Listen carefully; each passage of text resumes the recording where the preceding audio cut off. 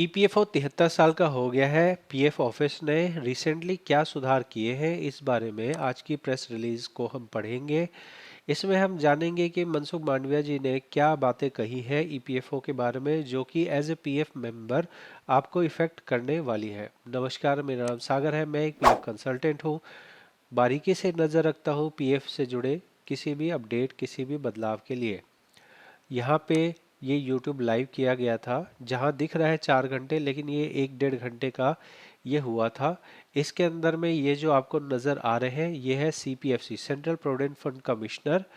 यही व्यक्ति हैं जो कि पीएफ को कायाकल्प करने में लगे हुए हैं, पीएफ के नए नए सिस्टम बनाने में लगे हुए हैं, क्योंकि इन्होंने इनकम टैक्स के सिस्टम में भी इन्होंने ही बदलाव किया था, जो कि अभी बहुत अच्छा चल रहा है। अब यहाँ पे जो भी मंत्री रहते हैं उनको तारीफ की जाती है, तो ये तारीफ मंत्री जी के तरफ से की गई, मंत्री जी के लिए तारीफ करी गई है। और इस तारीफ के अंदर में मंत्री जी ने भी अपनी बातें कही, और जो मैडम है, मैडम का भी एक बड़े पोस्ट पे है, लेबर मिनिस्ट्री में है, और इनकी भी तारीफ हुई है। तो यहाँ पे किन मुख्य बातों को कहा गया है, ध्यान से हमें देखना है।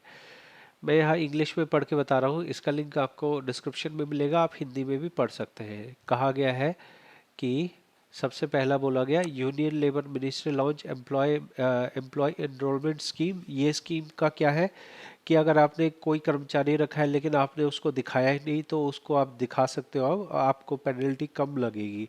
इस पूरी स्कीम के बारे में मैंने पूरी वीडियो बना के डाल दी है, तो आप वो देख सकते हैं, वो बहुत ध्यान से आप समझ सकते हैं। ठीक है। तो यहाँ पे बताया गया कि पीएफ ऑफिस ने 73वीं जन्मदिन मनाया, और उसमें ये व्यक्ति आए थे। सीबीडीटी ये आए, CBT central board of trustee के ये आए। इसके साथ में मनसुख मांडविया जी ने एड्रेस किया, एड्रेस करके विजन बताया। विजन बता के आगे इन्होंने ट्रांसपेरेंसी पे जोड़ दिया, रिफॉर्म्स पे जोड़ दिया, और इसके साथ में ही बहुत सारे अवार्ड्स लेना देना हुआ। बहुत सारे कर्मचारियों को अवार्ड दिया गया जिन्होंने अच्छा काम किया, जिन्होंने अपने नौकरी में रहते हुए, किसी ने अगर ग्रीवाइंस का अच्छा रिड्रेसल किया तो उसको ग्रीवाइंस के लिए अच्छा रिड्रेसल के लिए पुरस्कार दिया गया। किसी पीएफ ऑफिस ने जो बहुत जल्दी क्लेम पास कर दिए तो उसको क्लेम पास करने के लिए अवार्ड दिया गया।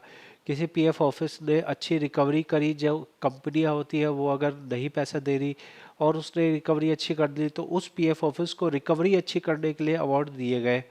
तो यहाँ आप देखेंगे तो यहाँ पे बहुत बड़े पैमाने पे यहाँ पे अवार्ड्स दिए गए, और इन अवार्ड्स में बारी बारी लोग आते रहे और उनको अवार्ड्स मिलते रहे, जो कि एक अच्छी बात है। ये जो फंक्शन हुआ था, ये पूरा पीएफ के कर्मचारी ही यहाँ पे हैं, अलग अलग क्षेत्रीय कर्मचारी, अलग अलग पीएफ ऑफिस के कर्मचारी आए हुए थे, और सभी लोगों को उनके कैटेगरी के हिसाब से पहले अवार्ड दिए गए, जो कि एक अच्छी बात है। अगर कोई अच्छा काम करे तो उसको अप्रिशिएट करना चाहिए। बहुत सारे पीएफ ऑफिस अच्छा काम भी करते हैं, तो उनको अप्रिशिएट करा गया, जो कि एक अच्छी चीज़ है। इसके साथ में ही मनसुख मांडविया जी ने एक यूनिक बात बताई कि वो निधि निकट वाले जगह पे बिना किसी को बताए पहुंच गए थे एज ए नॉर्मल पर्सन, और नॉर्मल पर्सन के तौर पे उन्होंने वहाँ पे सर्विस लेने की कोशिश करी, पीएफ ऑफिस के अंदर से जानकारी लेने की कोशिश करी, और उनको वहाँ पे जानकारी अच्छे से समझा दी गई। लेकिन बात यह है कि मेरा ये मानना है कि पीएफ ऑफिस कई सारे चीज़ों को अभी भी रिजॉल्व नहीं कर पा रहे हैं। बहुत ज़्यादा कमियां हैं पीएफ ऑफिस के काम में, और मुझे लगता है कि आने वाले 2 4 साल 5 साल के अंदर में पीएफ ऑफिस उन कमियों को ठीक कर लेगा। यहाँ पे सुधार की गुंजाइश बहुत ज़्यादा है, बहुत ज़्यादा चीज़ों में खराबी है, और लेबर मिनिस्टर यही है, और काफ़ी अच्छा काम प्रोग्रेस कर रहे हैं। साथ में ही जो सीपीएफसी है वो भी अच्छा काम कर रहे हैं। अब देखा जाएगा कि बहुत सारे अभी जो चैलेंजेस है उसका क्या होता है।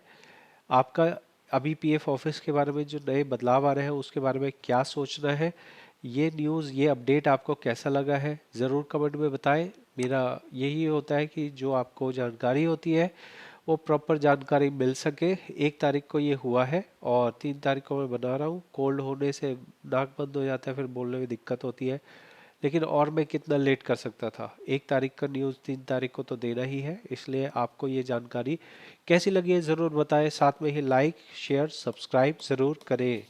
लाइट जल रही है कि नहीं जल रही है पता नहीं, इतनी लाइट करके बैठना होता है ना, पता ही नहीं लग रहा लाइट जल रही है कि नहीं जल रही है। तो ज़रूर से सब्सक्राइब करें। बहुत बहुत धन्यवाद।